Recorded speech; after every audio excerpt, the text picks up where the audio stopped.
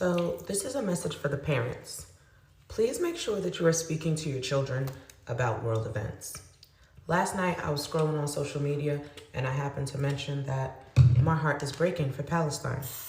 And my 9-year-old goes, I thought Palestine were the bad guys. And I'm like, why would you say that? And he goes, well, doesn't the US support Israel? And I'm like, yeah. He's like, so doesn't mean that we're on Israel's side? I said, the government is on Israel's side, but I'm not on Israel's side. And he was like, why not? So I said to him, imagine Jacob is just hanging out in his room. Jacob is his 3-year-old little brother. And you go in Jacob's room and you tell Jacob, this is my room now. You just stay on your bed. The rest of the room is mine. Jacob has a toddler bed, so it's very small. And now you take up Jacob's room, and the whole time you're in there taking up Jacob's room, you're bullying him, okay? And Jacob cannot come off of his bed. He can't go to the bathroom. He can't go to the kitchen without your permission. And most of the time that he asks, you tell him no, right? And you do this for a long time. You do this for a very long time. And then one day, Jacob is like, I'm tired of it. I'm gonna fight back. And Jacob hits you as hard as he can, right? Is that going to hurt? He's like, not really. And I'm like, well, if it's as hard as he can, even though he's 3, it might hurt a little bit, right? He was like, maybe a tiny bit. And I said, would it then make sense for you to hit him back as hard as you can and keep hitting him over and over and over again? He goes, no.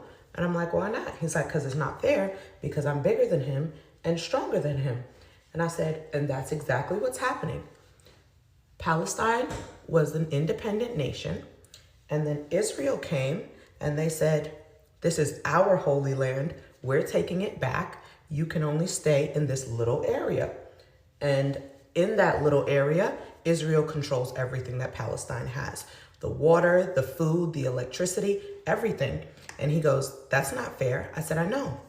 And then he goes, so why would the US be on Israel's side? And I said, well, think about it like this. If you are occupying Jacob's room and then you let Jackson and Justice come in and take all of Jacob's toys, Jackson and Justice are going to be on your side. So when Jacob does decide to stand up for himself and fight back, they're going to say, oh, Jacob is wrong. Why would he do something like that? Because you're giving them Jacob's toys. And I said, so think about that. But instead of toys, it's resources. Palestine has resources that the United States and other countries want. And Israel lets them get those resources. So it's very likely that they're going to side with Israel because Israel gives them what they want. So they're going to paint Palestine as the bad guys, even though they're the ones being bullied. And they're going to paint Israel as the good guys because those are their friends. And he's like, well, why don't people just know that Israel is being a bully? And I said, well, thanks to social media and other news outlets, not US news outlets, we're starting to see the truth. And other people already knew about this. There's just people in this country who are uneducated and uninformed. And he's like, I can't stand stupid people. And I'm like, I know, me neither. But all that just to say, please make sure you are educating your kids on world news because they're going to get their sources from elsewhere, whether it be school, the internet, whatever the case may be, and they're not going to know what is actually going on. You need to explain it to them in terms that they are going to understand so they have a good grasp of what's going on.